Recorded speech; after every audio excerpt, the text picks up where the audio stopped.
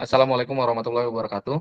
Waalaikumsalam Perkenalkan, warahmatullahi. kami dari kelompok 8 dan kami akan menjelaskan yang pertama pada jurnal prediksi tingkat kelancaran pembayaran kredit bank menggunakan algoritma naik bias berbasis forward selection.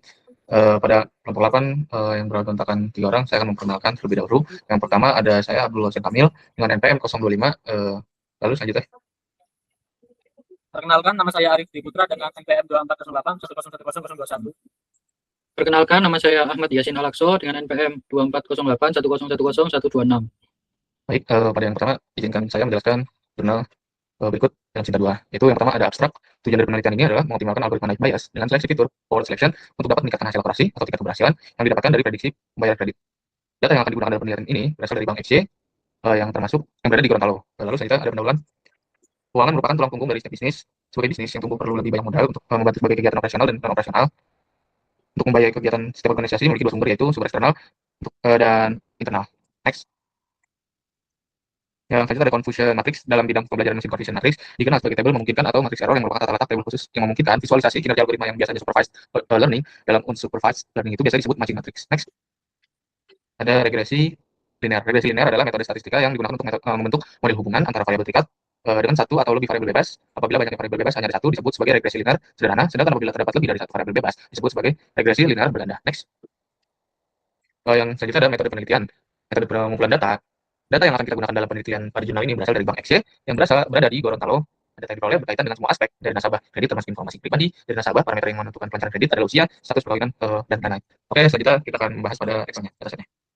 Oke, dataset mentah.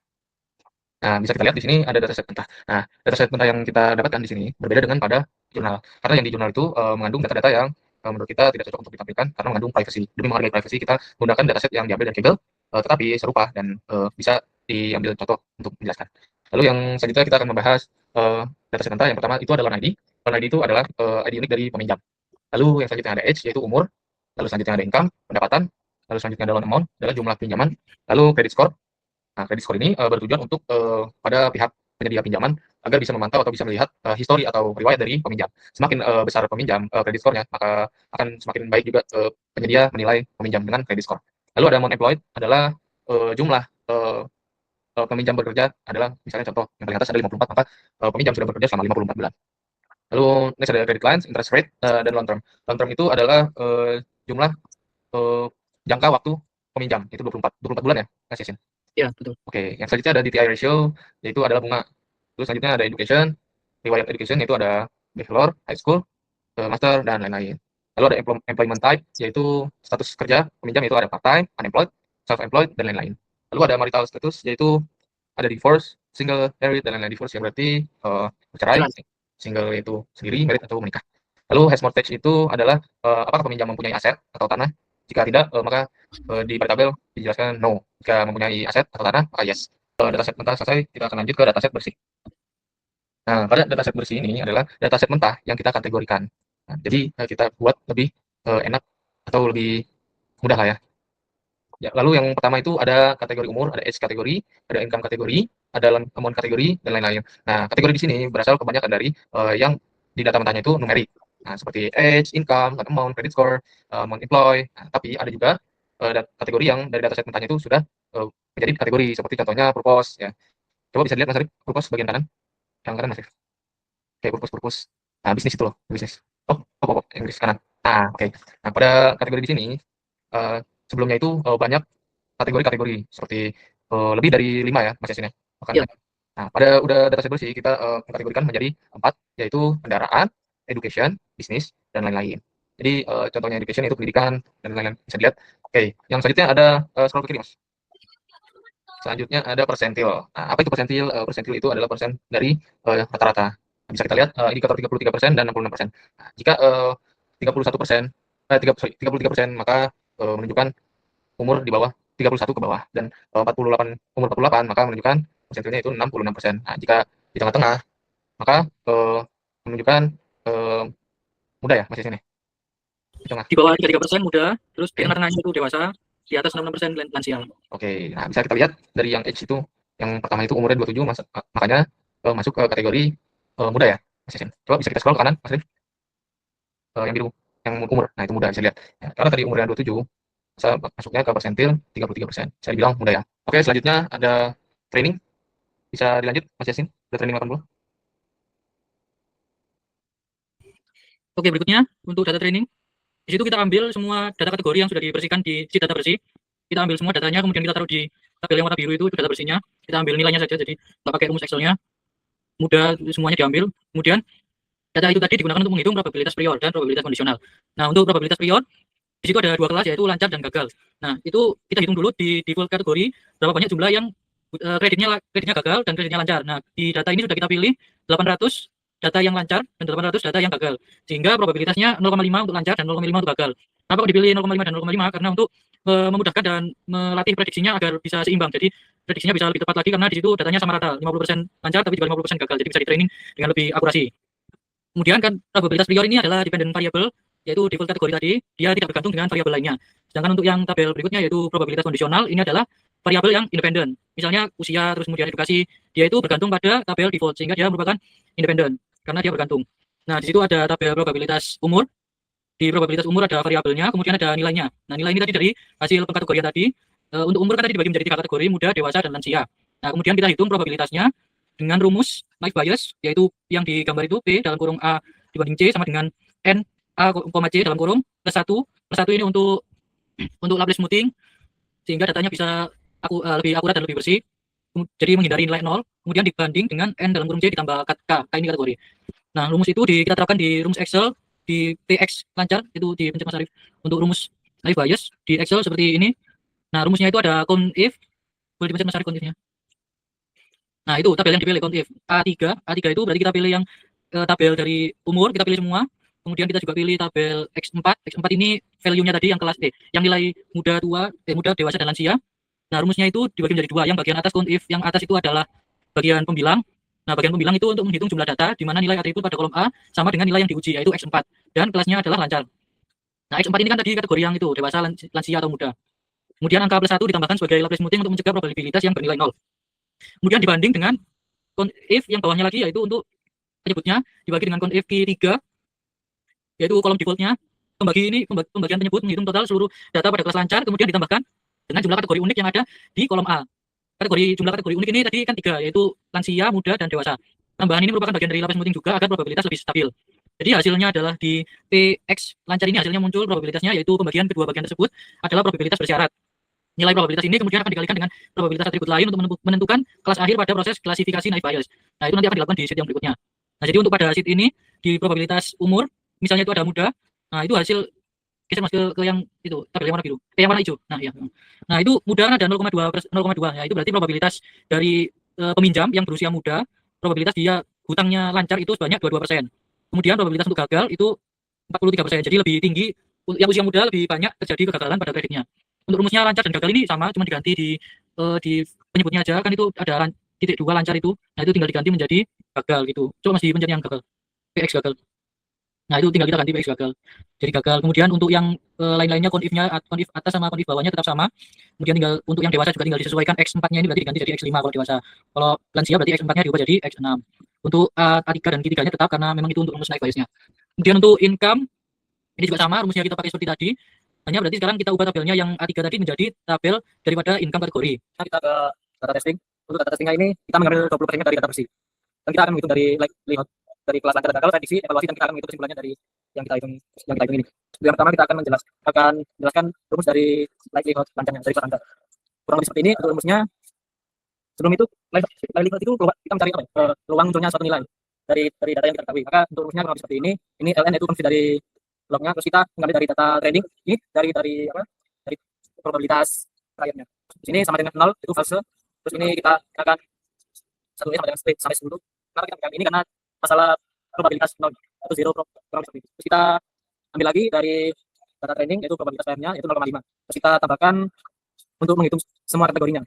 Terus ini kita gunakan log, terus kita gunakan if error yaitu untuk mengambil ini untuk memakai nilai terkecil. Terus kita menggunakan index untuk mengambil probabilitas dari data training, yaitu yang tadi. Nah, ini kita mengambil dari data training. Nah, kita akan mengambil dari rumus ini dari probabilitas kondisional untuk mencari likelihood-nya. Setelah itu kita menggunakan fungsi match untuk mencari kategori dari data testing, yaitu kita mengambil dari data dari kolom pertama, misalnya ini data testing dari lansia, berarti ini dari umur, itu kita ambil lagi dari data training itu dari kategori umur, yaitu muda, dewasa, dan lansia. Terus kita sama dengan 0, terus kita menggunakan ini juga di 1 sampai 10. Itu yang selanjutnya sama, kita hitung semua kategorinya dari data training ini. Untuk kategorinya itu berjumlah 16, maka kita hitung semuanya untuk mendapatkan hasil dari likelihood-nya ini, dari kelas lancar. Maka hasilnya itu minus 17 sekian. Untuk mencari kelas lancarnya. Sedangkan untuk kelas gagalnya sama seperti kelas lancarnya itu kita cuma ganti saja dari data training, testing, sama yang lain-lain. Ini juga sama, mengambil dari probabilitas prior dari data training, maka hasilnya itu minus 17 sekian. Itu untuk mencari likelihood dari kelas lancar sama gagal. Terus yang selanjutnya kita akan mencari prediksinya, yaitu tertulis rumusnya jika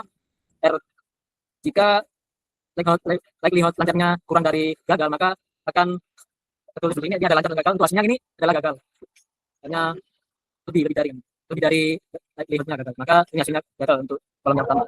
Ini seterusnya, ini ada lancar juga, maka ini hasilnya akan lancar untuk kolom yang 14 ini. Yang seperti itu untuk prediksi. Yang selanjutnya kita akan cari evaluasinya, yaitu rumusnya kurang lebih seperti ini, if n Q3 itu berarti dari sini, dari default cap-nya sama dengan lancar, terus T3 itu dari prediksinya kita hitung.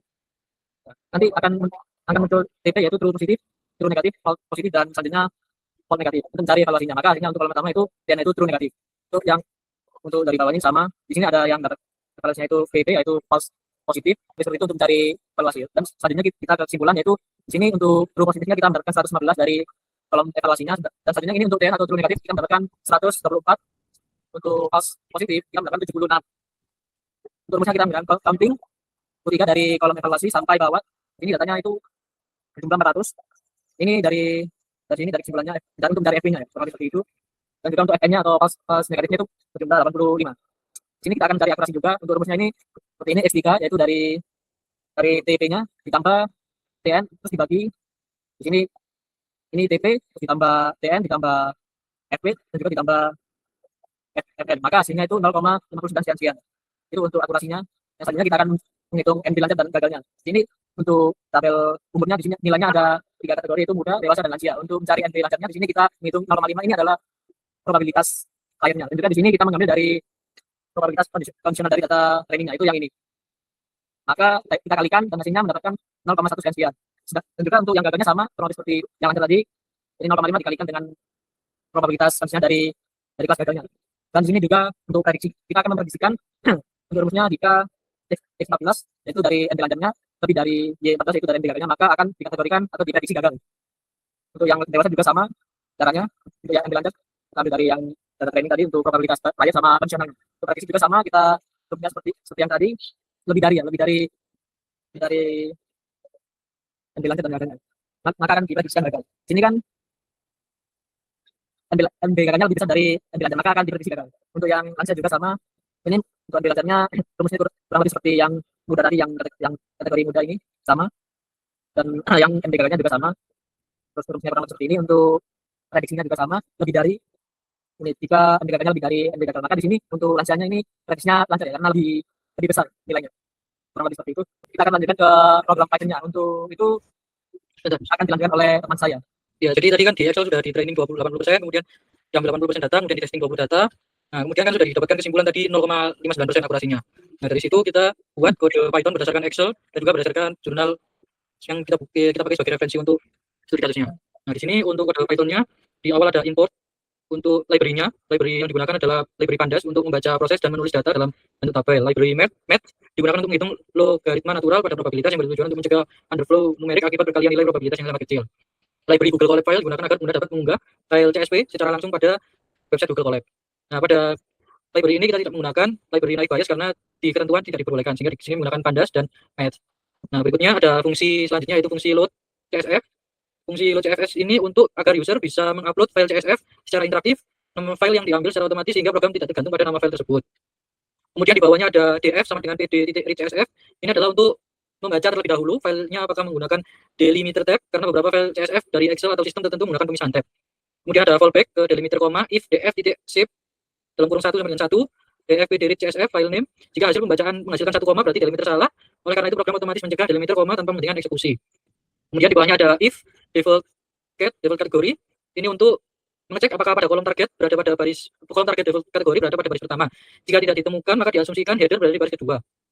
Kemudian berikutnya ada df kolom sama dengan df ilog dalam kurung 1. Ini adalah header yang ditetapkan secara manual dan baris data dirapikan kembali agar indeks konsisten. For C in df kolom ini semua nilai diubah menjadi string dan dibersihkan dari spasi untuk menghindarkan kesalahan pencocokan kategori. Kemudian di bawahnya ada train test split manual, yaitu def train underscore test underscore split manual dalam kurung def text size 0.2 random sama dengan 42. Ini adalah data yang diacak menggunakan random seed agar hasil eksperimen dapat direproduksi. Kemudian di bawahnya ada n test sama dengan integer dalam kurung len dalam kurung df dikali test size. Jumlah data testing ditentukan berdasarkan proporsi tertentu dari total data. Kemudian ada return df.ilog, data dipisahkan menjadi data training dan testing tanpa menggunakan library eksternal. Nah, itu export Excel. Nah, di situ ada print file selesai disimpan. Nah, itu untuk fungsi mengekspor Excel-nya. Nah, karena di sini tadi kita menggunakan default kategori, jika usernya tidak ada default kategori dalam tabelnya, maka user akan disuruh mengulang atau masukkan data CSV yang di dalamnya harus ada default kategori. Seperti itu. Kemudian bisa kita coba untuk programnya kita jalankan. Bisa di run, Mas Arif, Python-nya. Oke. Nah, saat di run, di situ muncul upload file CSV. Nah, user disuruh memasukkan file CSV terlebih dahulu. Nah, file CSV-nya itu harus, di dalamnya harus ada default kategorinya. Nah, di situ kolomnya ketika sudah diupload dan berhasil diupload maka ada status 100% done. Dan kemudian di situ akan membaca kolom yang terbaca. Di situ ada add kategori, income kategori, loan kategori, dan lain-lainnya. Kemudian juga dihitung total data dalam CSV-nya. Di situ terbaca ada 2000 data dan dibagi menjadi training 1600 data dan testing 400 data. Kemudian setelah ke bawah lagi di situ ada pure probability. Nah, di situ sistem membaca bahwasanya pure probability-nya di situ P default gagalnya 0,49, kemudian untuk default lancarnya 0,50 sekian. Kemudian di bawahnya program juga melihatkan proses dari perhitungan likelihood probability untuk kelas gagal. Di sini dilihatkan semua untuk perhitungan kategori yang dihitung dengan probability dibandingkan dengan probability priornya yaitu gagal. Di sini untuk umur gagal maka hasilnya 0,3. Jadi berarti hasil untuk umur yang di dewasa yang hasilnya adalah gagal, probabilitasnya adalah 0,3. Begitu juga untuk yang lainnya. Kemudian di scroll lagi Mas Arif ke bawah. Ini untuk yang gagal dulu yang dihitung, semua kategori gagal dihitung dan semua nilainya juga dihitung. Ya kan di situ ada education, ada group purpose, bisnis kendaraan lainnya semuanya dihitung dibandingkan dengan gagal, dengan default gagal tadi. Kemudian berikutnya ada kelas lancar. Sekarang kita bandingkan kategorinya dengan P default lancar. Nah, di sini untuk age dewasa yang probabilitasnya lancar di situ ada 0,29, kemudian untuk yang lansia yang lancarnya probabilitasnya lebih tinggi yaitu 0,47. Begitu juga untuk kategori yang lainnya juga kita lakukan perhitungan terhadap probabilitas prior yaitu lancar. Kemudian di situ lagi Mas Arif. Nah, setelah semua perhitungan lancar dan gagal di setiap kategorinya selesai, maka di bawahnya akan ada keterangan confusion matrix, yaitu untuk menghitung berapa banyak yang diprediksi sesuai dengan data aslinya. Jadi di situ ada gagal 125, ini artinya diprediksi gagal, kemudian hasil aktual di datanya juga gagal. Berarti di sini akurat untuk gagalnya ada sejumlah 125. Kemudian yang diprediksi gagal namun hasilnya lancar di situ ada 88. Berarti artinya di situ datanya gagal memprediksi atau salah memprediksi hasilnya, yang harusnya gagal tapi dia malah nyebut itu lancar. Kemudian untuk prediksi yang lancar tapi disebut sebagai gagal di sini ada 58, ini lebih sedikit berarti yang salah. Harusnya kan kalau lancar berarti hasilnya juga lancar. Di sini yang lancar dan lancar itu 129. Kemudian di sini akan ditampilkan juga akurasi daripada perhitungan seluruhnya tadi dan disimpulkan di convention matrix ini dapat disimpulkan bahwasanya akurasi program ini yaitu 0.635, jadi 63,5%. Kemudian di bawahnya ada note yaitu selesai file tersimpan output naik bias auto split .xlx. Untuk outputnya bisa kita lihat di bagian folder yang ada di Google Colab. Nah, ini adalah hasil outputnya. Setelah di run tadi, kita dapatkan file Excel yang berisi, kita mulai dari yang ini dulu Mas, sheet 1-nya dulu. Di sheet 1 ada hasil testing, di situ ada age, ini data kategorinya, kita masukkan semua di sini. Kemudian di situ ada untuk prediksi dan evaluasi.